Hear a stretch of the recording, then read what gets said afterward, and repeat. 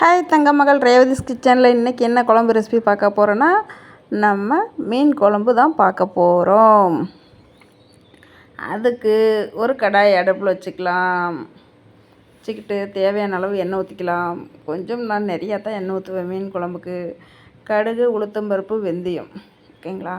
First உளுத்தம்பருப்பு போட்டாச்சு, next கடுகு, அடுத்தது வெந்தயம். வெந்தயம் கருகி போயிடும், அதனால தான் லாஸ்ட்டாக போடுறேன். இப்போ மிளகாய், கருவேப்பிலை போட்டுட்டு சின்ன வெங்காயம் கட் பண்ணி வச்சுக்கோங்க.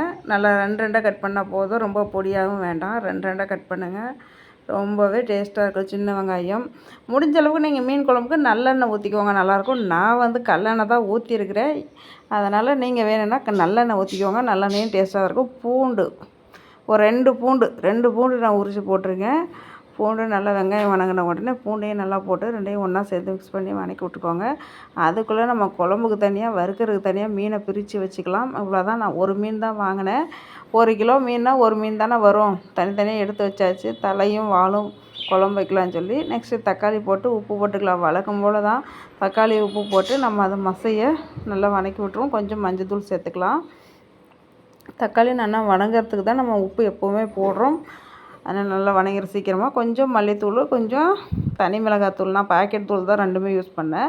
இது மட்டும் வீட்டில் அரைச்சி வச்சுருக்கிற புளிக்குழம்பு தூள். நல்லாயிருக்கும் இது மீன் குழம்புக்கு இந்த குழம்பு தூள். காரம் வேணும்னா நீங்கள் தனி மிளகாத்தூள், மல்லித்தூள் போட்டுக்கலாம். வேண்டாம்னா போட வேண்டாம், குழம்பு தூள் மட்டும் போட்டிங்கன்னா கூட போதும். நெக்ஸ்ட்டு புளியை கரைச்சி ஊற்றி நம்ம கொதிக்க வச்சுக்கலாம். உப்பு போட்டாச்சு. அதுக்குள்ளே நம்ம மீன் வறுக்கிறதுக்கான பொடி மசாலா ரெடி பண்ணிடலாம். கொஞ்சம் தனி மிளகாத்தூள், மீன் வறுவல் பொடி, உப்பு கம்மியாக போட்டுக்கோங்க. அந்த மீன் வறுவல் பொடி ஜேபி மீன் வறுவல் பொடி தான் நான் போடுவேன். அதில் பார்த்திங்கன்னா உப்பு அதிகமாக இருக்கும், அதனால் நான் லைட்டாக தான் உப்பு போட்டிருக்கேன். அவ்வளோதாங்க. மீன் மசாலா தடவி எடுத்து வச்சாச்சு. ஒரு 1/2 ஊற வைக்கலாம். நான் ஒரு 10 நிமிஷம் தான் ஊற வைக்க போகிறேன், டைம் இல்லை. அதனால் ஒரு 10 நிமிஷம் ஊற வச்சுக்கலாம். நல்லா ஃபுல்லாக மசாலாலாம் தடவி மீதி இருக்கிற மசாலாலாம் அந்த மீன் கூட எல்லா மீன் கூடயும் போட்டு தடவி எடுத்து வச்சுருங்க. ஒரு 10 நிமிஷம் அப்படியே ஊறட்டும், நல்லா டேஸ்ட்டாக இருக்கும். அதுக்குள்ளே நம்ம அங்கே குழம்பு ரெடி ஆகிடுச்சான்னு போய் பார்க்கலாம். அவ்வளோதாங்க, சூப்பராக எடுத்து வச்சுருங்க. ரெடி ஆகிடுச்சு பாருங்கள், செம்மையாக ரெடி ஆகிடுச்சு. கார்ன்ஃப்ளவர் மாவு போட்டு அந்த மசாலா விலகாத அளவுக்கு நம்ம கார்ன்ஃப்ளவர் போட்டு கொஞ்சம் நேரம் வச்சிடலாம். தனியாக வச்சுட்டு குழம்பு ரெடி ஆகிடுச்சு பாருங்கள். இப்போ குழம்புல மீன் போட்டுக்கலாம். நான் குழம்பு கம்மியாக தான் வச்சுருக்கிறேன் பாருங்கள்.